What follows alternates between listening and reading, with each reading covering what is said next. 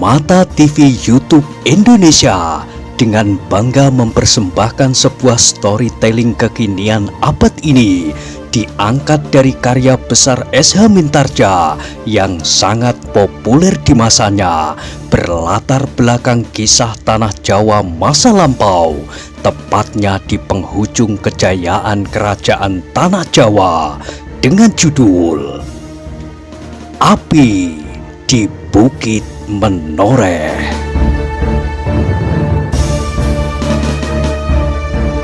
Pada kesempatan yang sangat baik ini, kita masuk pada episode yang ke-173.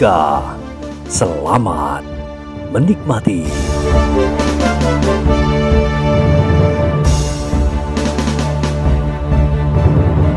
Pada episode sebelumnya telah diceritakan, Wuranto kini tidak dapat menahan dirinya lagi. Perasaan yang bergelut di dadanya tiba-tiba saja ingin meledak. Perasaan rendah diri yang mencekamnya telah memaksanya untuk berbuat hal-hal yang berlebih-lebihan, seperti pada saat ia menyerang si Danti.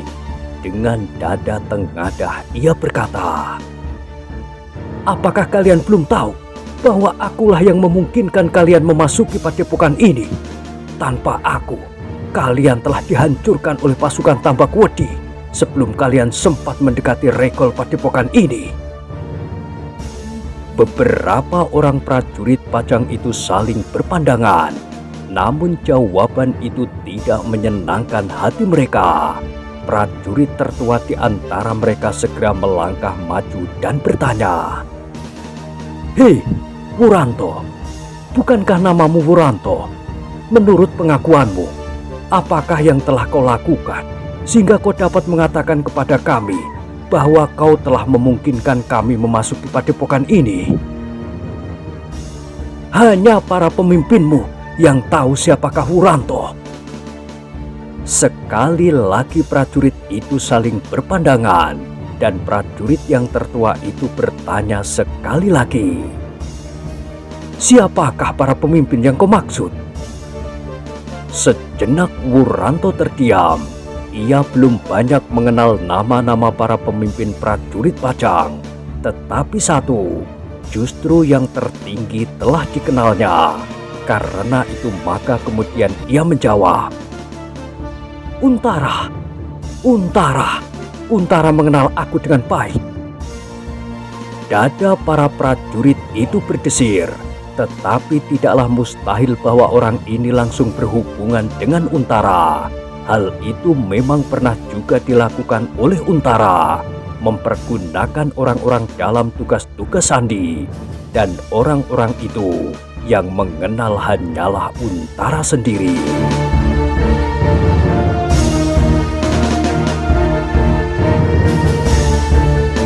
Tetapi para prajurit Pajang itu tidak akan dapat melepaskan kecurigaannya, sehingga prajurit yang tertua itu berkata, "Baiklah Kisanak, seandainya kau benar petugas sandi yang hanya dikenal oleh Ki Untara, maka marilah Kisanak, aku bawa langsung kau menghadap Ki Untara." Hati Wuranto yang sedang melonjak-lonjak karena tekanan-tekanan perasaan itu kini menjadi kian bergolak. Ia merasa sama sekali tidak mendapat kepercayaan para prajurit itu. Dengan wajah tegang ia berkata, "Aku akan dapat menghadapnya sendiri. Apakah ini berarti bahwa kalian akan menangkap aku?" Prajurit itu menggeleng, "Tidak Kisanak, tetapi dalam peperangan kita harus berhati-hati." "Tidak," jawab Wuranto. "Aku akan menghadap sendiri. Aku orang bebas. Bahkan akulah yang telah memungkinkan kalian memasuki padepokan ini. Sekarang kalian akan menangkap aku." "Kami tidak dapat melihat suatu bukti apapun tentang kata-katamu Kisanak.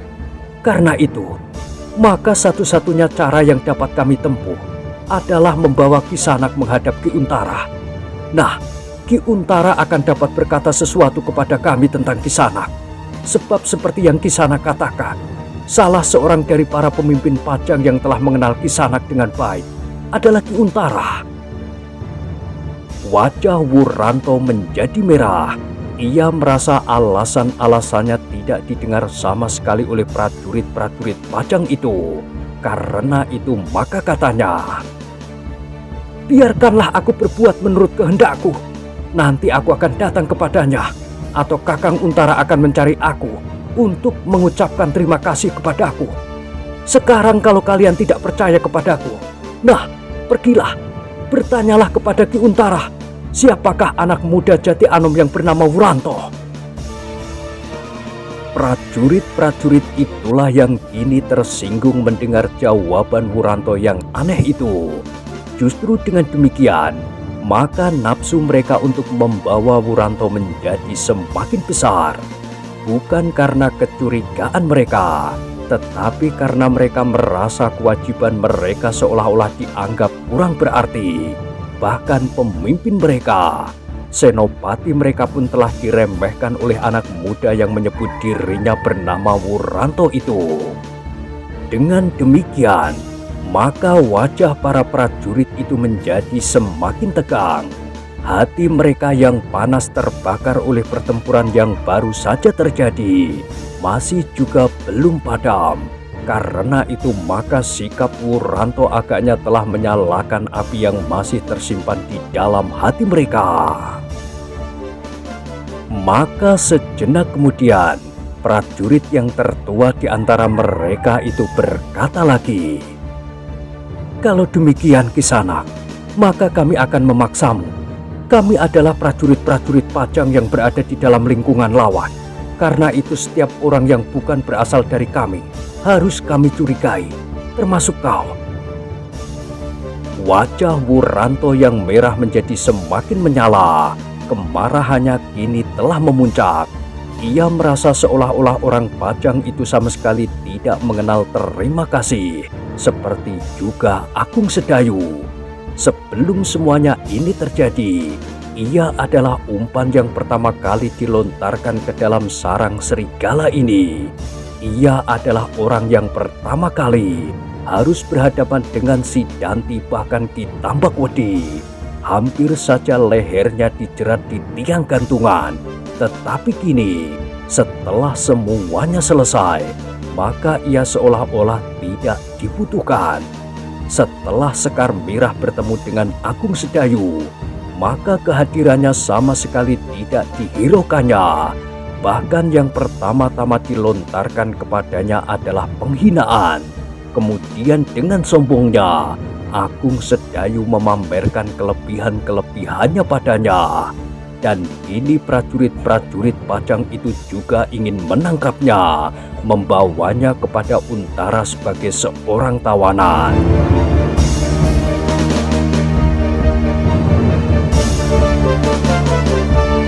Tiba-tiba Wuranto tidak dapat menahan desakan di dalam rongga dadanya.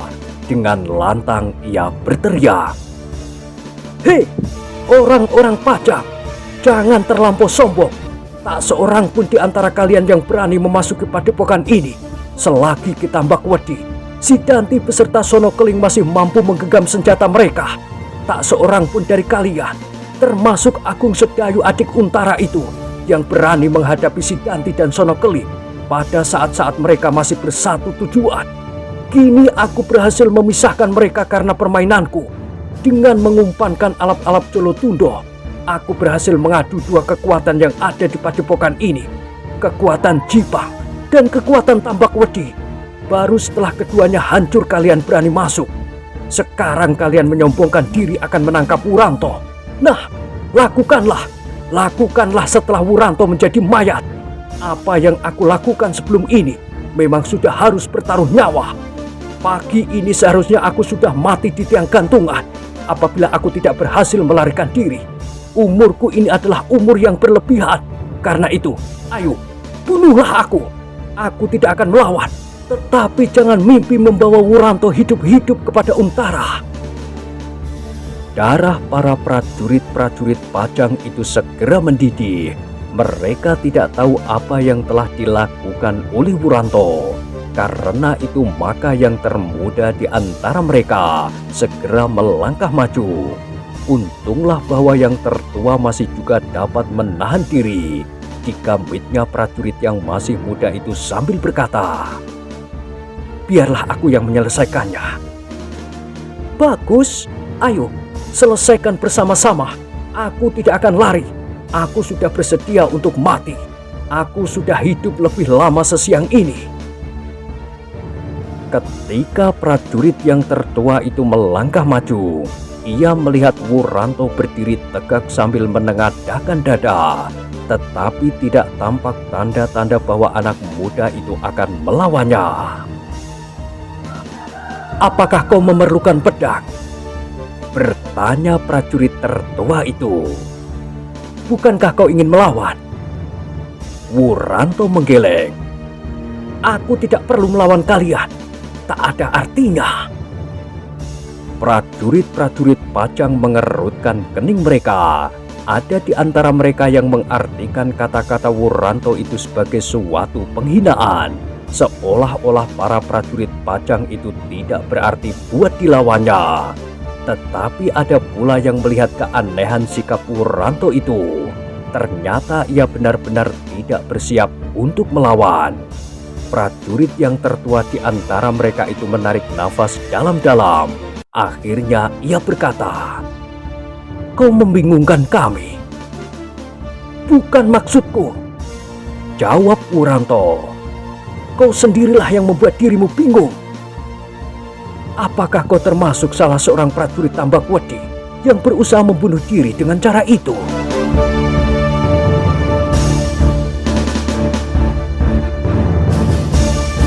Pertanyaan itu telah mengguncangkan dada Wuranto. Kemarahannya yang sudah memuncak seolah-olah kini meluap lewat ubun-ubunnya. Namun dengan demikian, maka anak muda itu justru terdiam. Tetapi tubuh dan bibirnya menjadi bergetar secepat getar jantungnya. Sejenak mereka yang sedang dicekam oleh ketegangan itu saling berdiam diri. Tetapi mata mereka menyorotkan kemarahan yang hampir-hampir tidak terkendali.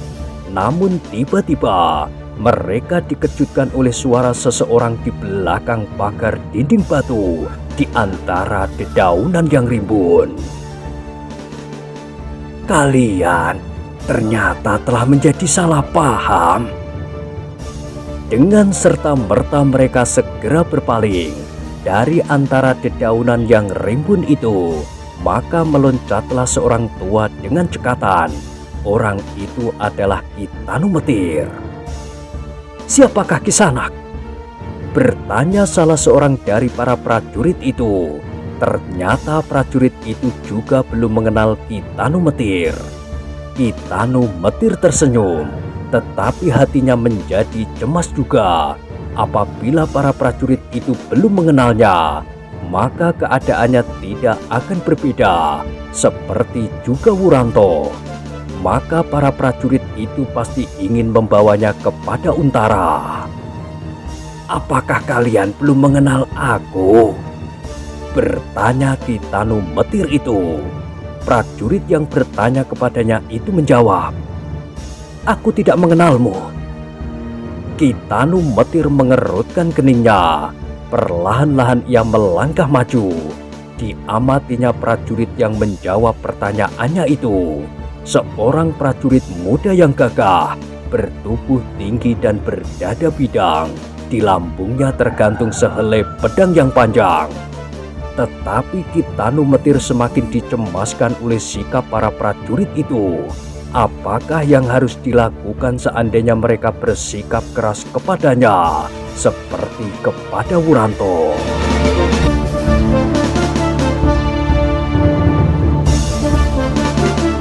"Aku tidak boleh melawan," katanya di dalam hati. "Mereka melakukan kewajiban. Tetapi bagaimana dengan Angger Wuranto itu? Seandainya ia pun berkeras hati untuk tidak mau tunduk kepada para prajurit itu." Dalam kecemasan itu tiba-tiba ia mendengar salah seorang dari para prajurit itu berkata, "Hei, bukankah orang tua itu yang tadi berjalan bersama dua orang anak muda? dan seorang gadis yang diantar oleh beberapa orang prajurit. Kawan-kawannya berpaling ke arahnya, lalu seorang yang lain berkata, "Iya, aku pernah melihat orang tua itu. Apakah kiai yang bernama Kitanu Metir?" Dada Kitanu Metir menjadi lega. Ternyata ada di antara mereka yang sudah mengenalnya. Dengan demikian maka pekerjaannya menjadi bertambah ringan. Iya Kisanak, akulah yang bernama Kitanu Metir. Dari siapa Angger mengetahuinya? Aku pernah melihat Kiai sekali di Jati Anom ketika Kiai bersama adik Ki Untara dan anak muda yang gemuk itu, yang tadi juga berjalan bersama Kiai menemui Ki Untara.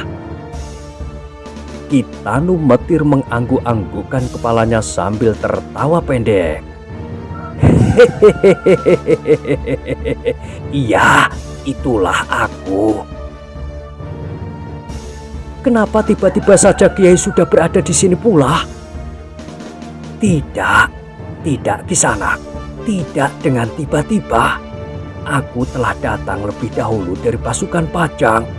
Aku datang bersama Angger Wuranto ini, jawab Kitanu Metir sambil menunjuk Wuranto yang masih berdiri tegak di tempatnya. Prajurit itu mengerutkan keningnya. Beberapa orang yang lain saling berpandangan. Akhirnya hampir serempak mereka memandang Wuranto. Iya, Angger Wuranto telah datang lebih dahulu bersama aku, Angger Agung Sedayu, adik Ki Untara, dan Angger Swandaru Geni, anak muda yang gemuk itu. Apakah yang telah kalian lakukan? Kitanu Metir tersenyum. Tidak terlampau penting Kisanak, hanya sekedar melepaskan anak-anak panah Sendaren. Bukankah Angger juga mendengarnya? Pasukan berkudalah yang mendengarnya dengan jelas. Apakah Angger dari pasukan berkuda? Prajurit itu menggeleng, tetapi meskipun mereka bukan anggota pasukan berkuda, namun mereka tahu benar bahwa tanda-tanda yang memungkinkan mereka memasuki padepokan ini adalah panah Sendaren. Tetapi mereka tidak tahu siapakah yang telah melepaskan panah itu. Dalam pada itu Kitanu Metir berkata pula, "Nah, itulah Kisanak. Kenapa kami berada di padepokan ini?" Prajurit yang tertua di antara mereka mengangguk-anggukkan kepalanya. Ia dapat mempercayai keterangan Kitanu Metir, sebab beberapa orang kawan-kawannya telah melihat orang itu menghadap Untara. Karena itu mereka kini mengerti pula bahwa Wuranto memang pernah melakukan seperti apa yang dikatakannya. Tetapi meskipun demikian, sikap anak muda Jati Anom itu telah terlanjur membuatnya kurang senang. Namun prajurit yang tertua itu berusaha untuk menahan dirinya, sebab kedua orang itu adalah orang-orang kepercayaan Untara.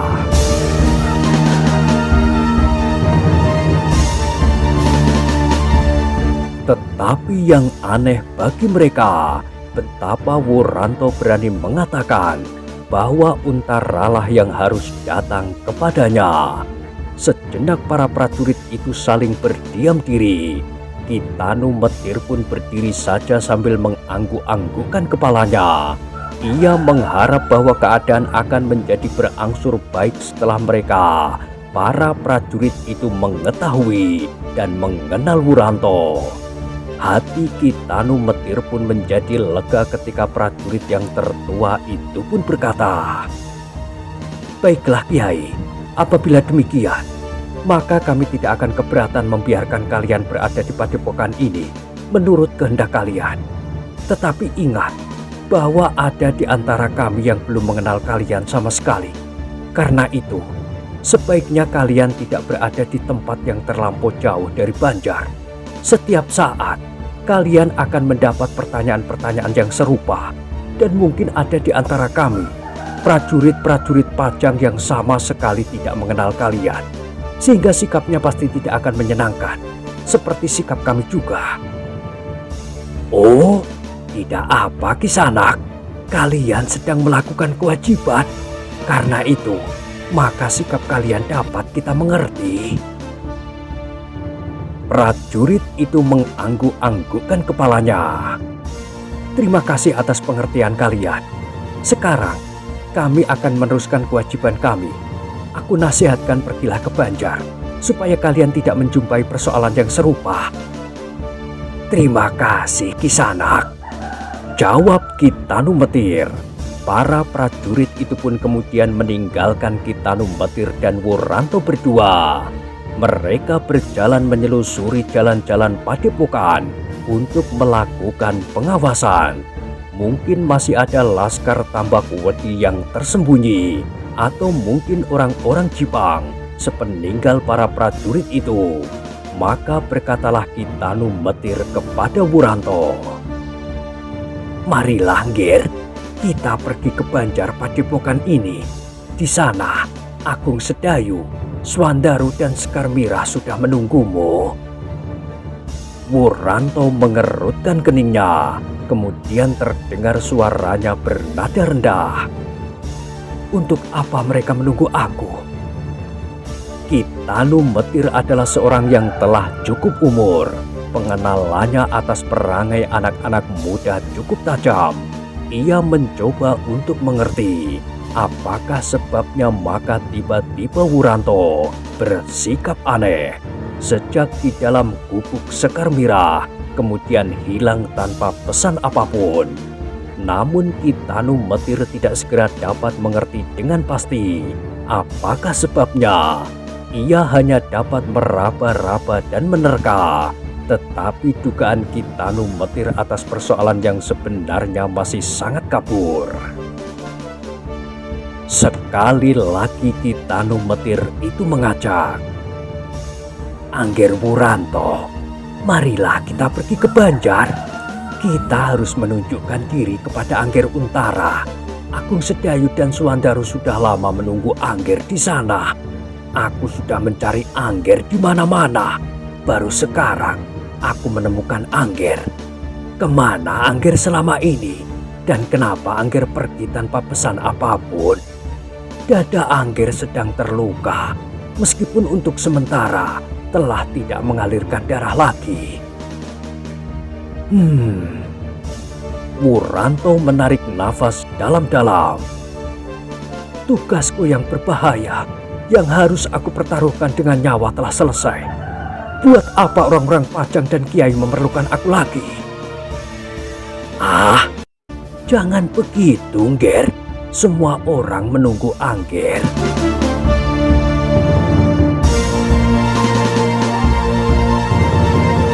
Wuranto menggeleng.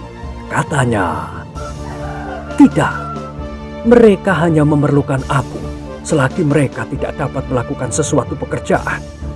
Aku bukan seorang prajurit dan bukan murid Kiai. Itulah sebabnya Kiai menunjuk aku untuk masuk ke dalam api di Tambakwedi ini. Seandainya aku tertangkap dan mati, maka baik Untara maupun Kiai tidak kehilangan. Untara tidak kehilangan prajuritnya, dan Kiai tidak kehilangan seorang murid.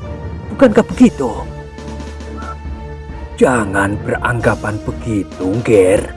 Sama sekali tidak terlintas di dalam kepalaku perhitungan yang demikian. Secara kebetulan dan tiba-tiba, aku menjumpai Angger di Jati Anom. Aku telah mencoba memperhitungkan semua rencana sebaik-baiknya. Aku sama sekali tidak berbuat dengan untung-untungan." "Tetapi apa yang terjadi? Apakah Kiai mengetahui aku telah ditahan oleh Ki Tambakwedi? Bukankah telah disediakan tiang gantungan di regol padepokan ini? Apa yang dapat Kiai lakukan dan apa yang dapat dilakukan oleh orang-orang Pajang?" "Mereka telah datang, Ger. Mereka telah masuk ke padepokan ini, dan Angger ternyata tidak naik ke tiang gantungan itu. Tetapi sama sekali bukan karena orang-orang Pajang, dan bukan pula karena Kiai dan murid-murid Kiai. Aku dapat melarikan diriku dari tempat aku ditawan karena kekuatanku sendiri, karena kesempatan yang aku dapatkan, bukan dari kalian. Nah, seandainya aku saat itu tidak dapat melarikan diri, Seandainya aku mati, maka tidak ada kemungkinan kalian dapat berbuat sesuatu. Angger Wuranto, sejak malam tadi aku sudah di padepokan ini. Aku akan mengetahuinya seandainya hukuman mati itu dilaksanakan.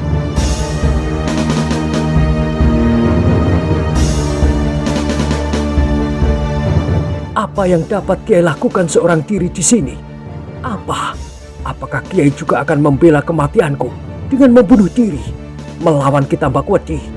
Kiai mampu melawan seorang lawan seorang, tetapi melawan Kitambakwedi dengan seluruh pengikutnya.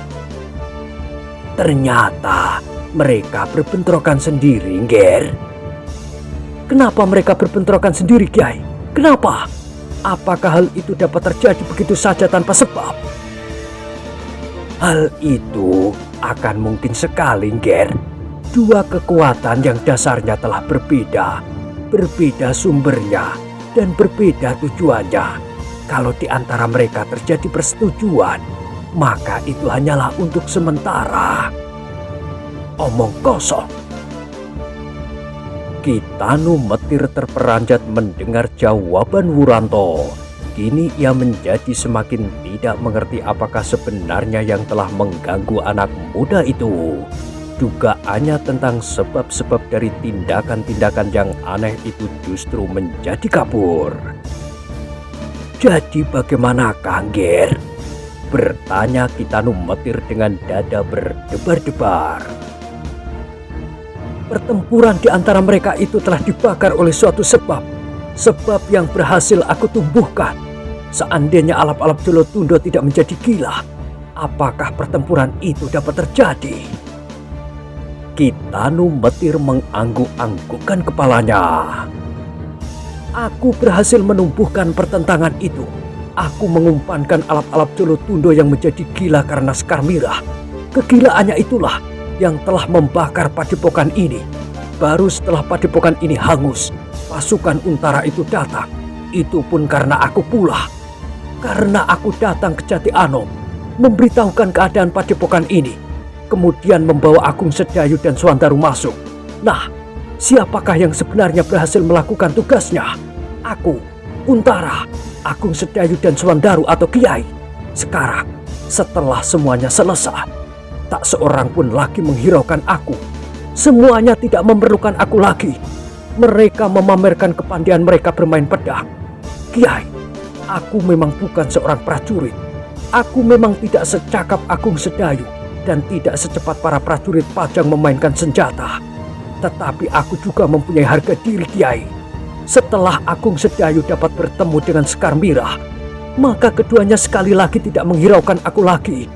Sekar Mirah yang sebelumnya hampir mati ketakutan itu, kemudian sama sekali tidak mau melihat aku. Meskipun hanya dengan sebelah matanya, mereka telah menemukan yang mereka cari. Kedatangan Agung Sedayu telah membuat gadis itu menjadi tamak dan besar kepala, seolah-olah semua orang lain di dunia ini tidak berharga. Kitanu Metir mengerutkan keningnya. Ia mencoba menangkap maksud yang sedalam-dalamnya dari kata-kata Wuranto. Dugaannya yang semula menjadi kabur kini menjadi semakin jelas kembali.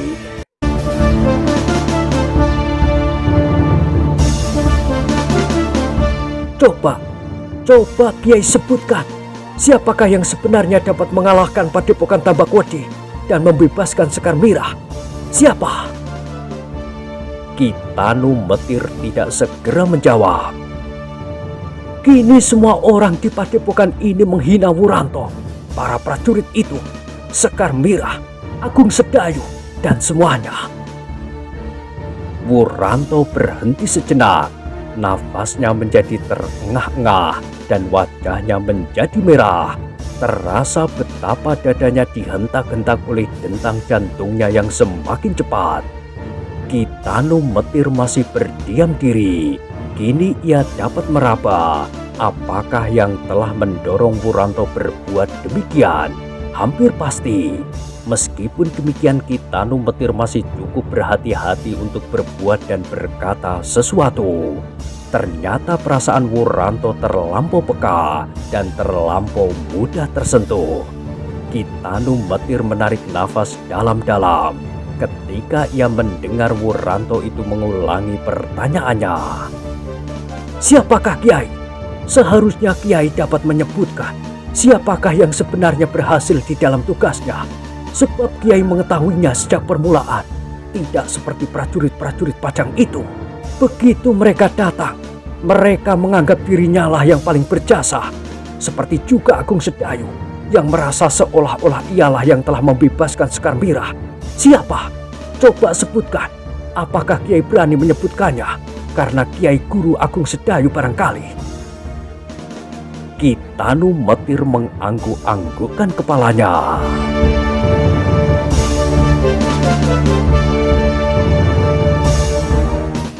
Nah, bagaimanakah kisah selanjutnya? Silahkan ikuti terus kisah Api di Bukit Menoreh pada episode berikutnya.